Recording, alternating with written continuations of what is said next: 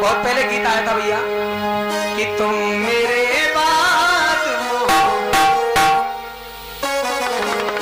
समझ गए होंगे कि माँ का दिल टूटा तो जन्नत को तरस जाओगे।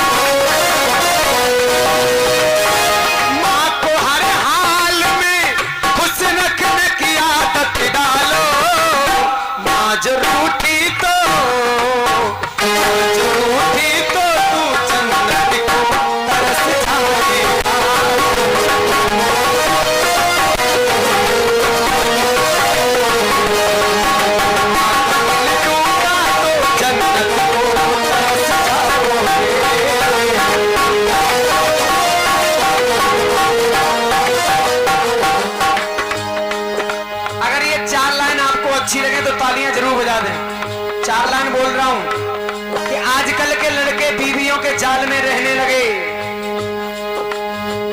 जिस माँ ने 9 महीने अपने उदर में रखा उस माँ को भूल गया। कल से घर में बीवी आ गई तो बोईबा की माँ है, बोईबा की अम्मा है, बोईबा को कक्का है, सबका सब बहू ही है गई। माँ बाप कछु ना रहे साहब।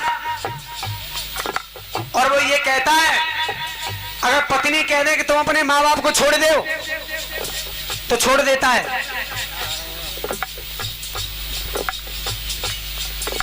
बाहर जमाना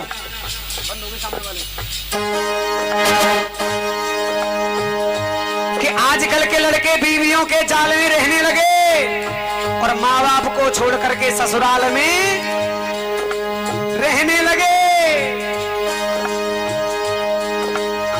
बचपन में भी लगते थे वो छप्पर भी हवेली, बचपन में लगते थे वो छप्पर भी हवेली। अरे 4 पैसे क्या कमाने लगे, माँ बाप को छोड़ करके नैनीताल में रहने लगे।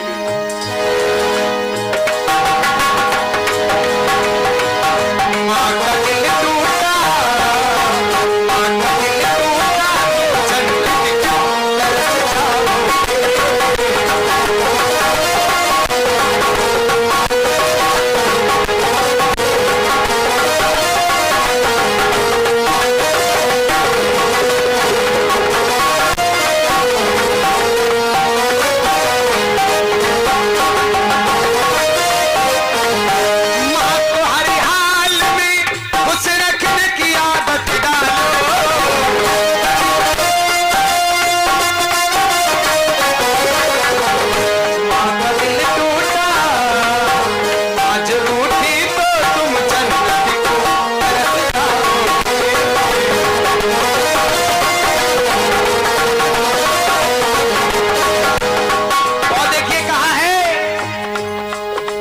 माँ की दुआ कभी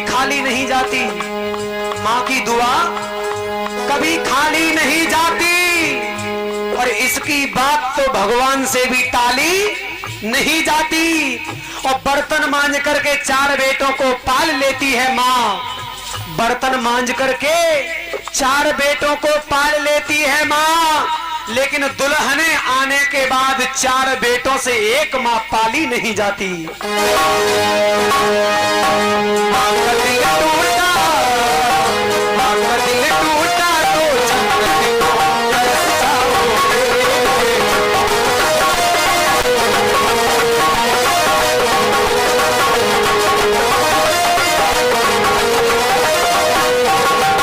देखिए साहब, माँ का गाना चल रहा है, मुझे एक दृष्टांत याद आ रहा है, अगर आपकी अनुमति हो तो सुना दूं कि आजकल की औलाद कैसी होती है। सुनाऊं साहब? देखिए एक माँ थी साहब, एक माँ, और माँ बहुत गरीब,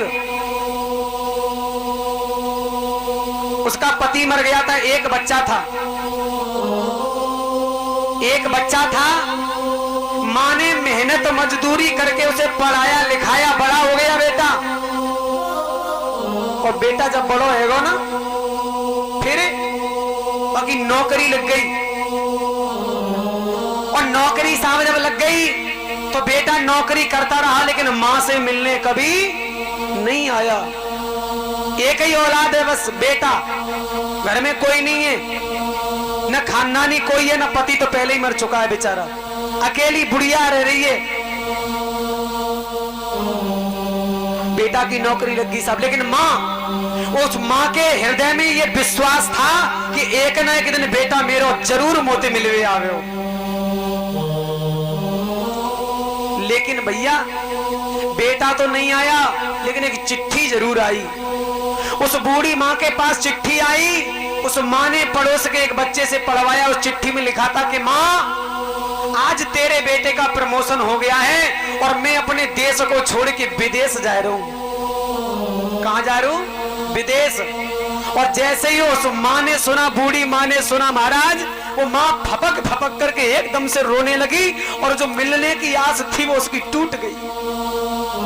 मां सोचने लगी कि अपने मेरे देश में मेरा बेटा रहो तो मोती मिलवे नहीं आओ, लेकिन अब विदेश में जाके मुंह से मिलवे नहीं आवे। अपने देश में रह के मुंह से ना मिल सको तो विदेश से कम मोते मिलवे आवे। महाराज वो बुढ़िया अंत में क्या कि मर गई। गांव वालों ने उसका अंतिम संस्कार कर दिया। वो विदेश में रह रहा है, शादी कर ली, बच्चे हो गए।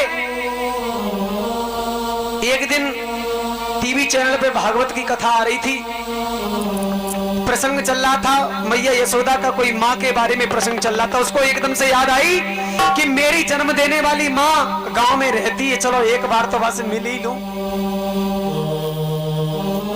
विदेश में रह रहा है बेटा। साहबा ने अपने कपड़ों की पैकिंग की, हवाई जहाज की टिकट कटाई और अपने देश में आया। और अपने देश में आने के बाद अपने गांव आया और गांव में जैसे ही आया साहब, गांव वाला कोई उससे राम राम तक नहीं ले रहा है उसकी। वो सबसे करता है कि भैया राम राम, बाबा राम राम, चाचा राम राम, लेकिन गांव वाला कोई उसकी राम राम नहीं ले रहा है।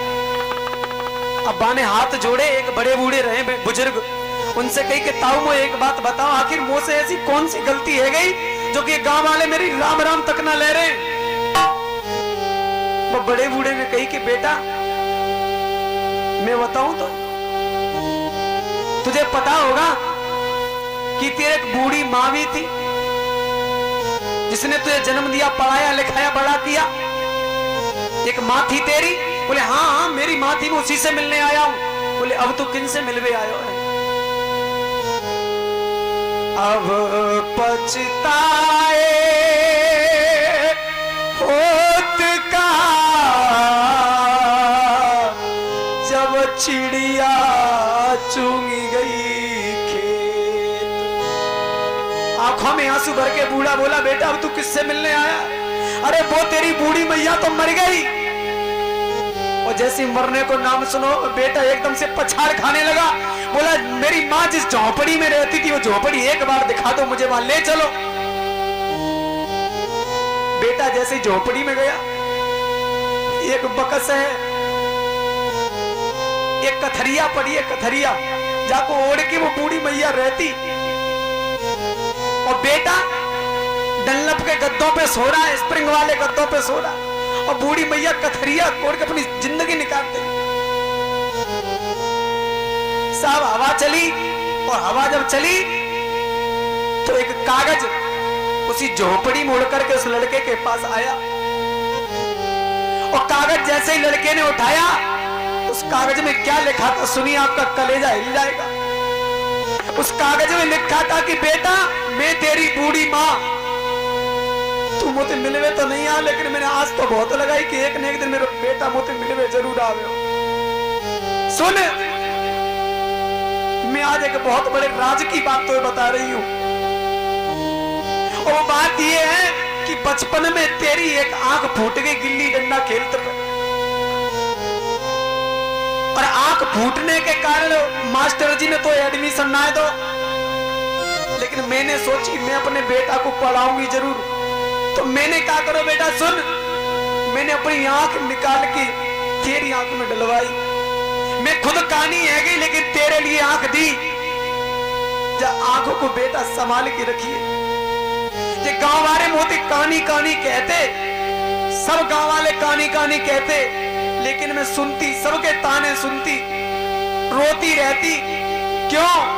क्योंकि मुझे पता थी कि एक दिन मेरा बेटा मुझे मिलवे जरूर आवे। गांव वाले ने के ताने सुने, लेकिन बेटा जब तू नहीं आया तो मेरी आस टूट गई जब तू विदेश चलोगे। और बेटा मेरी जो आंख तेरे पास है बाबू संभाल के रखिए। और जैसे ही बेटे ने ये सुना, महाराज क्या हाल हुआ उसका, पछाड़ खाने लगा, गिरने लगा। उस झोपड़ी में जो कथरिया पड़ी है ना भाई, कथरिया में मोह दे लो। और मोह दे के फपक फपक करके रोने लगा, अपनी माँ को याद कर रहा है, कह रहा है माँ तू एक बार आजा मुझसे, एक बार मिल ले। लेकिन भैया जो चला गया वो दोबारा वापस लौट करके नहीं आता है। तो आजकल के बेटे ऐसे भी होते हैं।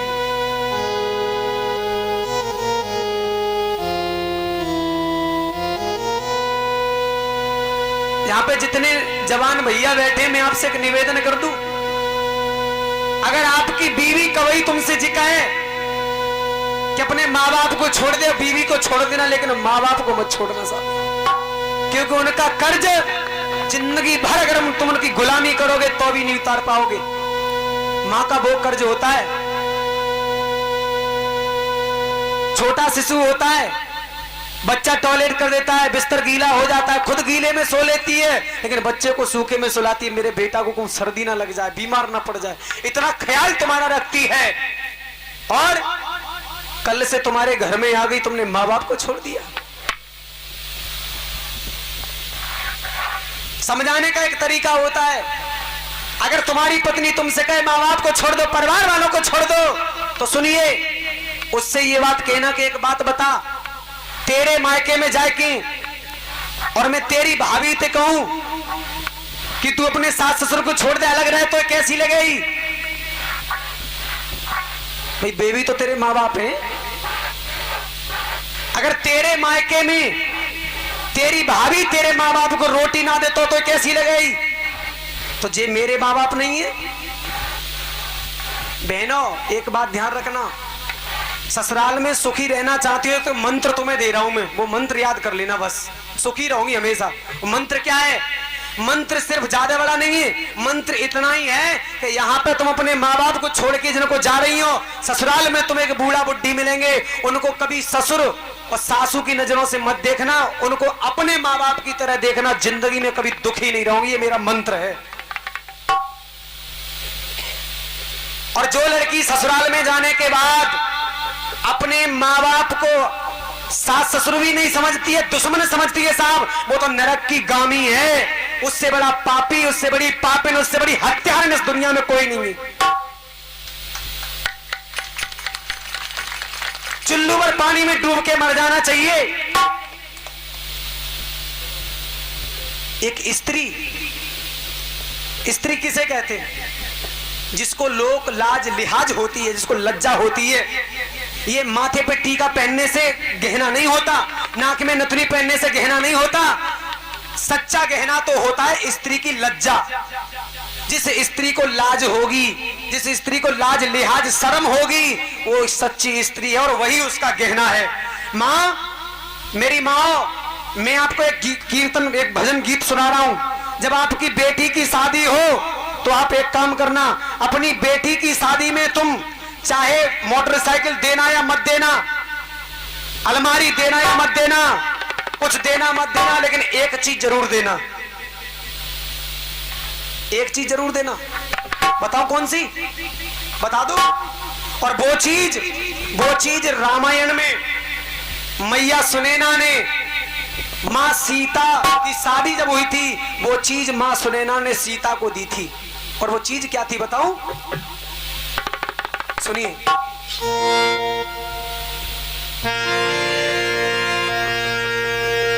वो चीज है उपदेश। क्या है? सुंदर उपदेश के आपकी बेटी की जब शादी हो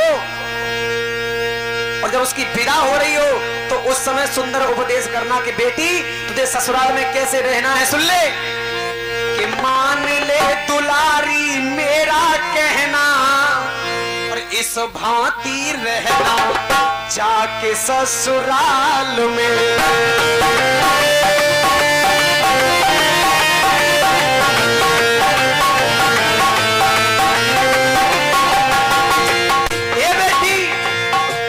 कुछ पड़ेगा बेटी सहना पर कुछ मत कहना जाके ससुराल।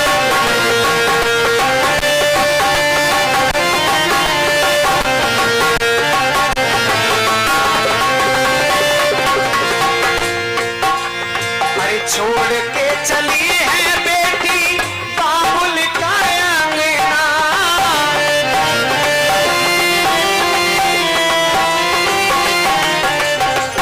सखी सहेली तेरी जावेंगे संगना।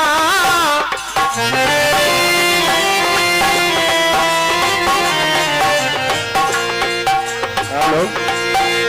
अपने घर का मान रखना, आन बान शान रखना, बोलिए मधुर ऐसे देना और कुछ मत कहना जाके ससुराल।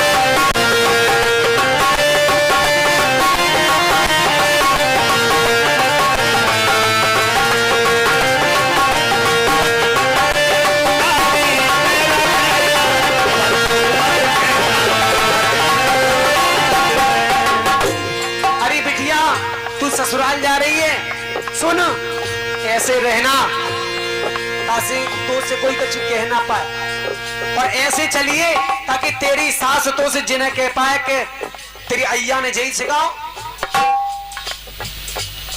जब बेटियां उल्टी सीधी चलती हैं ना तो माँ बाप के जो सास ससुर होते हैं ना उनके दिल से बद्दुआ निकलती है, दुआ की जगह बद्दुआ निकलती है। बोलो कभी सुखी नहीं रहते साहब, कभी नहीं, लाइफ टाइम। तो ऐसे चलना बेटी ताकि तेरे माँ बाप पे कोई आक्षेप ना लगा पाए। जो भी देखे यही कहे कि भैया परिवार तो बहुत अच्छा है, देखो बिल्कुल साक्षात देवी आई है, बिल्कुल साक्षात लक्ष्मी आई है। और सुन ले बिटिया,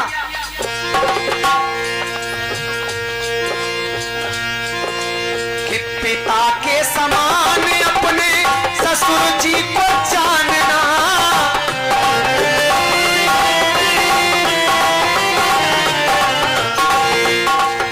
माता के समान अपनी सासू जी को मानना।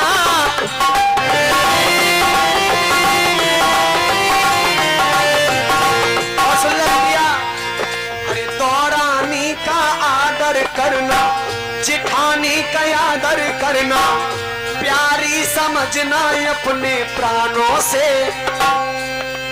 लेकिन आजकल की दौरानी जिठानी ऐसी कौन? आज हमने संध्या को मेरे मध्य तेरी खाला में घोषणा बर्बादी मेरा नाम रमक लिया ना, ऐसा मत करियो।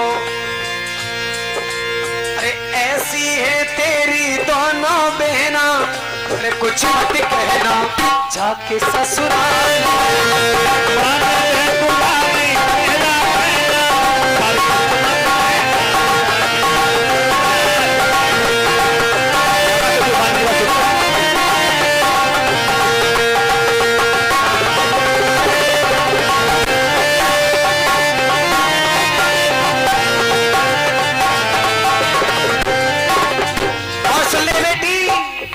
श्रृंगार किस चीज का होना चाहिए तेरा? सुन ले, श्रृंगार कैसा होना चाहिए? गले में हार पहनने से गले की शोभा नहीं होती। गले की शोभा कैसे होती है सुनिए। अरे कंठ से भी कंठ तेरा कोयल के समान हो,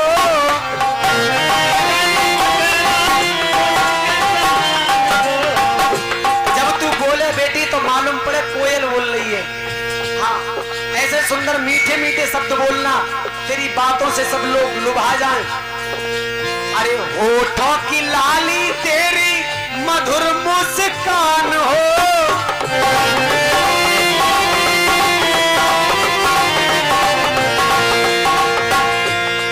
अरे भलाई की बिंदिया तेरी, नेकी की नथुनिया तेरी, भलाई की बिंदिया तेरी, नेकी की नथुनिया तेरी, पहन के चली जा बेटी शान से। लज्जा है बेटी तेरा गहना। मैंने बताया ना सबसे बड़ा गहना क्या है? लज्जा, लाज। जिस औरत को यही नहीं पता कि हमारे जेठ लगते हैं, हमारे ससुर लगते हैं, इनके सामने हमें मुंह नहीं खोलना चाहिए, बोलना नहीं चाहिए, वो तड़ातड़ जवाब दे रही है। तो क्या है? वो लज्जा है बिटिया तेरा कहना, पर कुछ मत कहना जाके ससुराल।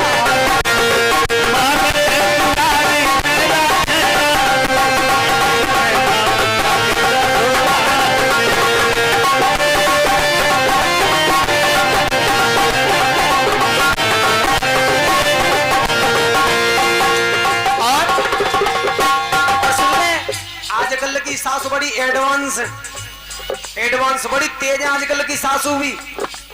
ये सासू तो सोचती है घर में बहू आई है लाउडा की परीक्षा ले ले, तेज है क्या लुकी है? बहू तेज तो ना है, परीक्षा लेती है कभी कभी।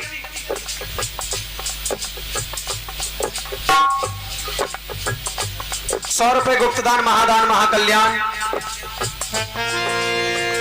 और कहा कि सुन ले बेटी, कभी कभी क्या होता है कि कभी कभी सासू तेरी कड़वे बोल बोलेगी,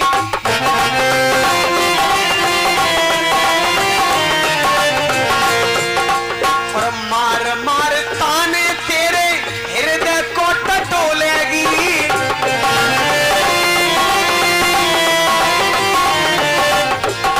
अगर बूढ़ी सास कछु कह रही हो तो चिंता मत करियो जी, सोच लियो हमारी परीक्षा ले रही है जी, देख रही है कैसी बहू है, कहूं तेज तो ना है, ज्यादा तेज तो ना, तर्रार तो ना है। हाँ, तो उस समय क्या करना है? बड़ा संयम रखने की जरूरत है, शांत मुद्रा में रहना। कह रही है कहने दो, अपने माँ बाप समझो हमारी माँ कह रही है। और कभी मुंह मोड़ना ना, कभी मुंह खोलना ना, नीचे को झुकाए रखियो नैना। आंखें नीचे को झुकी हुई होनी चाहिए, ऐसी नहीं सासू चिल्ला रही है और आंखें फाड़ फाड़ के देख रही है सासू की लगे, मतलब खा जाएंगी। हाँ, सासू जब डांटे तो आंखें नीचे आ जाए। हाँ, नीचे को झुकाए रखियो नैना, पर कुछ मत कहना जाके ससुराल में।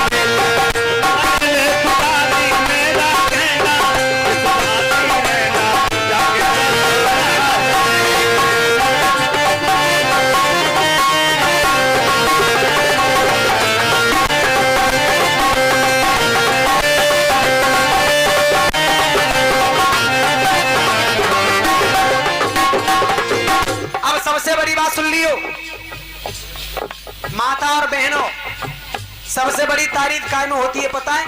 अगर कोई मेहमान घरे आ जाए और तुम्हारे घर पे कोई पुरुष नहीं है ना, आते ही उसको पानी दे दो, बिठा लो, पूछो कैसे आए, किस काम से आए, भोजन पानी की पूछो।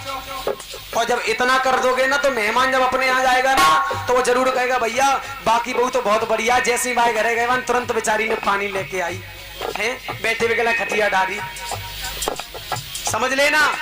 अच्छा एक बात बताओ बहनों, अगर त्याग घरे कोई मेहमान आ जाए तो सबसे पहले क्या करोगी? बोलो। चाय पियाऊंगी, मैं जहर ना दे दे।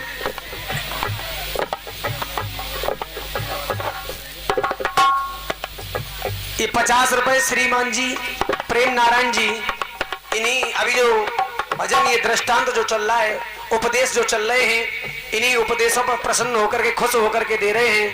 बहुत बहुत धन्यवाद, बहुत बहुत साधुवाद, आशीर्वाद की कामना करता हूं, है ना। तो जब वो आए तो सबसे पहले बैठने के लिए उचित आसन दो, उसके बाद तुरंत पानी, बाकी बाद में पूछो सब लोग कैसे, उससे पहले मत पूछो, पहले पानी बाकी बाद।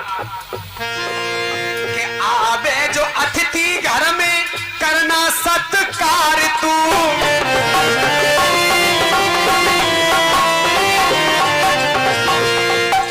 अरे जोड़ करके रखना अपना सारा परिवार तू।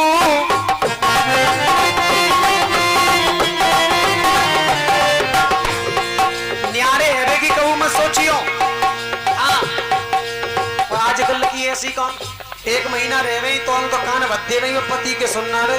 हाँ देखो अभी बड़े भाई बिल्कुल काम ना करता तुम्हें लगे रहे तो हमें अच्छा ना लगा तुम्हें न्यारे है जाओ।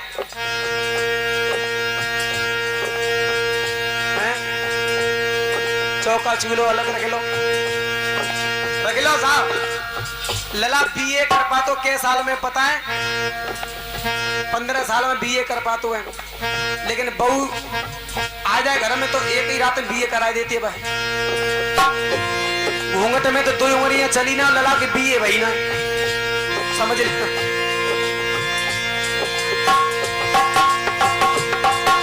अरे जोड़ करके रखना अपना सारा परिवार तू।